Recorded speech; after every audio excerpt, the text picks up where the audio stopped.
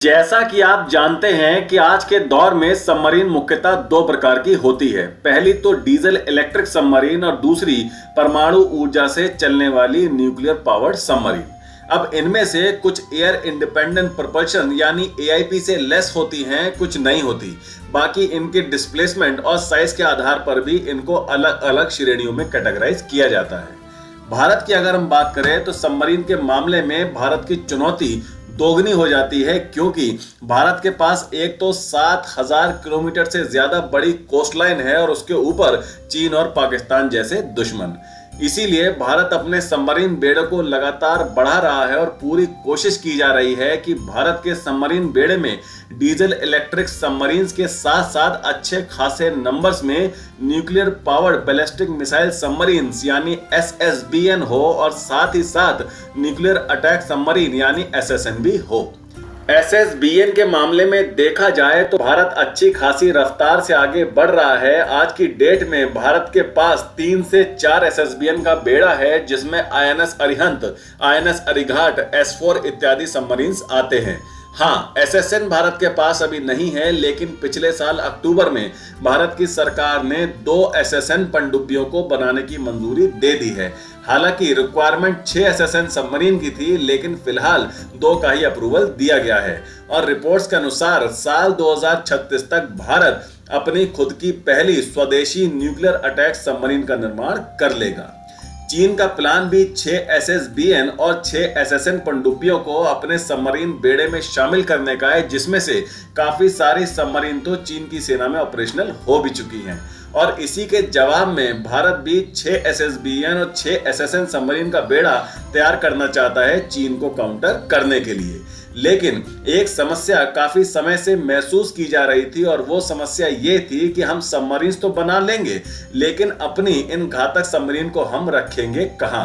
हमें एक ऐसी जगह चाहिए थी जहां पर हम अपनी सबमरीन के बेड़ों को दुश्मन की नजरों से छुपाकर रख सकें, क्योंकि हर समय तो सारी की सारी सबमरीन्स को पानी के अंदर नहीं रखा जा सकता और ना ही इनके बेड़े को खुले आकाश के नीचे बनाया जा सकता है, क्योंकि दुश्मन की सैटेलाइट अंतरिक्ष में मौजूद हैं और वहां से हमारे सबमरीन की जासूसी की जा सकती है और उनके बारे में अहम जानकारियां जुटाई जा सकती हैं, जिसका इस्तेमाल दुश्मन युद्ध के समय भारत के खिलाफ कर सकता है। तो इन सब समस्याओं से निपटने के लिए भारत को जरूरत थी एक ऐसे पनडुब्बी बेड़े की जो कि अंडरग्राउंड हो, दुश्मन की नजर जहां तक ना पहुंच सके और युद्ध के समय दुश्मन के किसी भी हवाई हमले से भारत की सबमरीन को पूरी तरह से सुरक्षित रखा जा सके।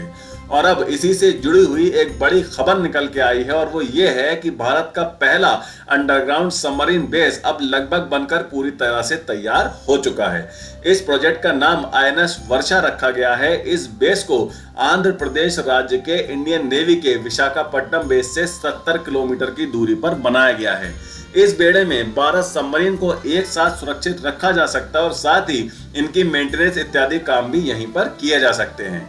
ये एक स्टेल्थी और हाईली सिक्योर सबमरीन बेस है। साल 2010 से फॉरेस्ट लैंड एक्विजिशन इश्यूज की वजह से प्रोजेक्ट वर्षा लगातार डिले हो रहा था, लेकिन साल 2018 में इसकी सभी रुकावटों को दूर कर दिया गया और इस प्रोजेक्ट को फास्ट ट्रैक भी कर दिया गया। INS वर्षा अब बनकर तैयार है और साल 2026 के अंत तक पूरी तरह से ऑपरेशनल भी हो जाएगा। इस बेस के ऑपरेशनल हो जाने के बाद न सिर्फ बंगाल की खाड़ी और इंडियन ओशियन में बल्कि पूरे इंडो पैसिफिक रीजन में भारतीय नेवी का प्रभुत्व बहुत ज्यादा बढ़ जाएगा। अब अगर मैं INS वर्षा प्रोजेक्ट की लागत की बात करूं तो इस पर पक्के तौर से कोई खबर तो निकल के नहीं आई है, लेकिन कुछ मीडिया हाउस की माने तो INS वर्षा प्रोजेक्ट पर 3.7 बिलियन US खर्च किए गए हैं, जो कि अपने आप में ये बताता है कि ये बेस कितना सिक्योर, हाईटेक, अत्याधुनिक तकनीक और हथियारों से लैस होगा। अब युद्ध के समय भारत जितनी सबमरीन्स की आवश्यकता है सिर्फ उतनी ही सबमरीन्स को बाहर निकालेगा और बाकी की सबमरीन्स को INS वर्षा बेस में सुरक्षित रखा जा सकेगा। मेरे हिसाब से चीन और पाकिस्तान के खतरे को देखते हुए भारत की ये तैयारी वाकई बहुत शानदार है, लेकिन अब आप मुझे जल्दी से कमेंट करके बताइए कि आपका क्या कहना है भारत के इस पहले स्टेल्थी सबमरीन बेस INS वर्षा के बारे में। अपने विचार हमें कमेंट सेक्शन में जरूर बताइए। अब चलते हैं अपने दूसरे सेक्शन यानी जो लोग जॉब ढूंढ रहे हैं उनके लिए काम की खबर। अखिल भारतीय आयुर्विज्ञान संस्थान यानी एम्स में सरकारी नौकरी का बढ़िया मौका मिल रहा है। एम्स नई दिल्ली में जूनियर रेजिडेंट पद के लिए आवेदन आमंत्रित किए गए हैं। इस भर्ती के लिए 6 जनवरी से एम्स दिल्ली की आधिकारिक वेबसाइट docs.aiimsexams.ac.in पर आवेदन प्रक्रिया शुरू हो गई है, जिसमें योग्य अभ्यर्थी 20 जनवरी 2025 तक एप्लीकेशन फॉर्म सबमिट कर सकते हैं।